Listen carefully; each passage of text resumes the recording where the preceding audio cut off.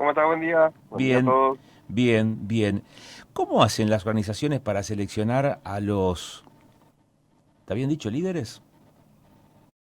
Hemos, durante los lunes que estuvimos hablando del tema, nos referimos a la definición de liderazgo y algunos aspectos importantes. Tocamos el tema de la comunicación, pero algo interesante es cómo hacen para elegir las organizaciones, para elegir a sus líderes. Es un Claro. tema bastante relevante. Y bueno, esto tiene un impacto muy fuerte en el mundo empresarial, en el mundo personal y en el mundo comunitario, llamémosle, ¿no? Venimos con elecciones en instituciones, bueno, en el gobierno nacional, en instituciones deportivas. Eh, imaginemos que la relevancia que tiene es como saber quién va a capitanear mi barco, quién va a guiar a la tripulación en un viaje que tenemos programado y con un destino definido. Entonces es muy relevante tratar de identificar correctamente a quién nos va a guiar. Y hay, como dicen las nuevas generaciones, ¿hay tips para eso? ¿Hay alguna estrategia para hacerlo, Eduardo? Bueno, primero que nada deberíamos romper dos paradigmas. ¿Cuál? Sería elegir al que mejor productividad tiene solamente por esa situación y la otra que ponemos o ponen siempre a líderes que inspiren confianza a la persona que lo elige, o sea, que sea de su ámbito cercano. Esos dos elementos hay que desterrarlos, hay que sacarlos. ¿Y dónde hay que trabajar? Primero que nada, saber si tiene las habilidades, la potencialidad requerida para el puesto, habilidades de comunicación. Nosotros hablamos bastante de este tema. Bueno, las habilidades técnicas tienen que estar,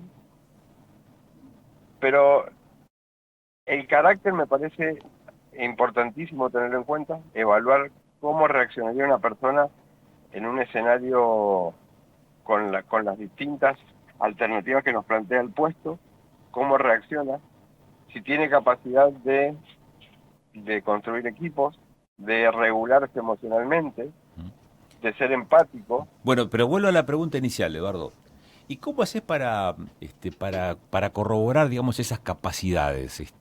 Porque, ¿cómo haces, por ejemplo, en la entrevista de trabajo o en el currículum, evaluar esos resultados que a veces tienen mucho que ver con no solamente lo que se dice en la letra del currículum vitae, lo que se expresa verbalmente en una entrevista laboral, sino que tiene que ver con ese otro antecedente o quizás con esa capacidad que para aquel que es primerizo en la función, pero que puede llegar a tener un gran potencial, tratar de descubrir ese potencial, ¿no? Desde la empresa.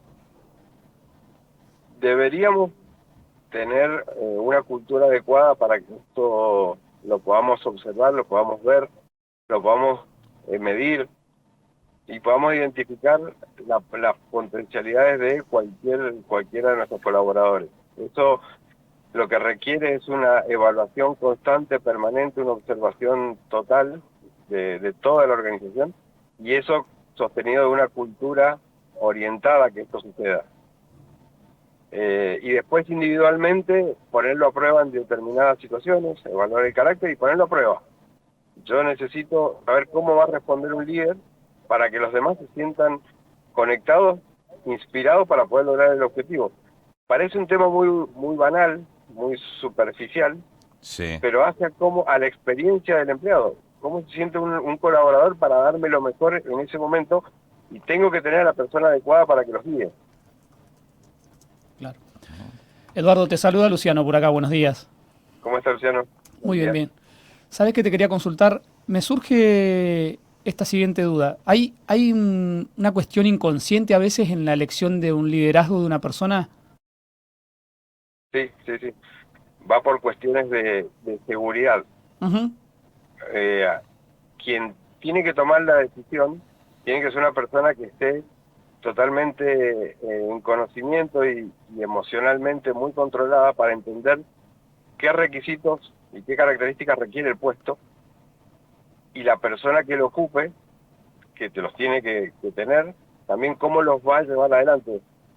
cómo va a proceder, cómo se va a relacionar con los demás, cómo los va a acompañar, cómo los va a escuchar.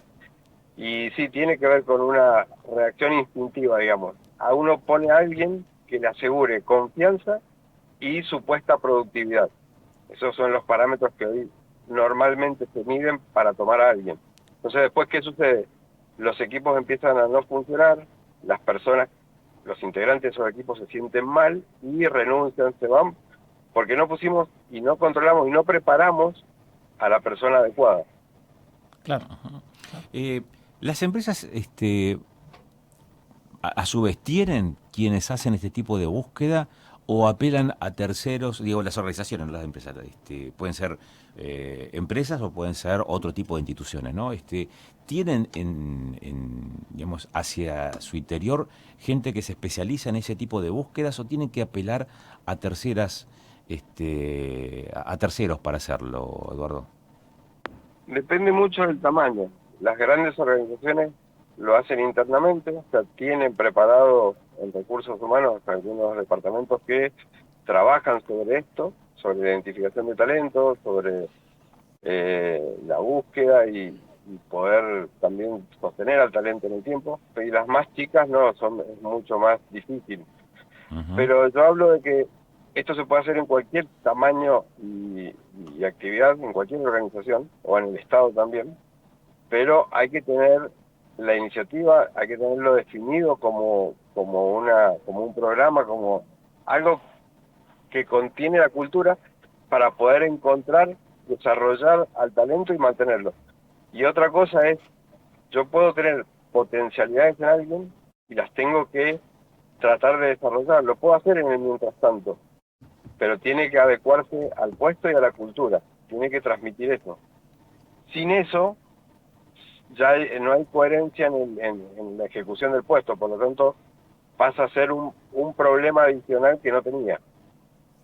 A ver, voy a dejar un punto que hoy las empresas tienen. Yo llamo a la cultura ciega porque este tipo de situaciones, quienes tienen que abordarlos hacen de cuenta que no existe y aparecen culturas ciegas, ¿no? Hacen de cuenta que no lo ven.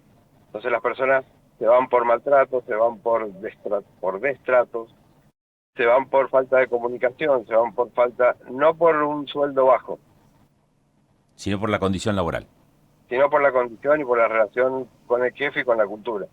O sea que depende más de la permanencia de un buen recurso, no solamente lo económico, sino también las condiciones en las que se desempeña internamente dentro de la organización. Sí, es totalmente preponderante para una persona que su experiencia sea lo más sana y saludable posible, claro, con aspiraciones y todo lo que requiere que una persona busca, pero la relación y su experiencia, su tránsito en la empresa tiene que ser trabajado de la mejor manera para que potenciemos y tengamos el tiempo de desarrollar al talento.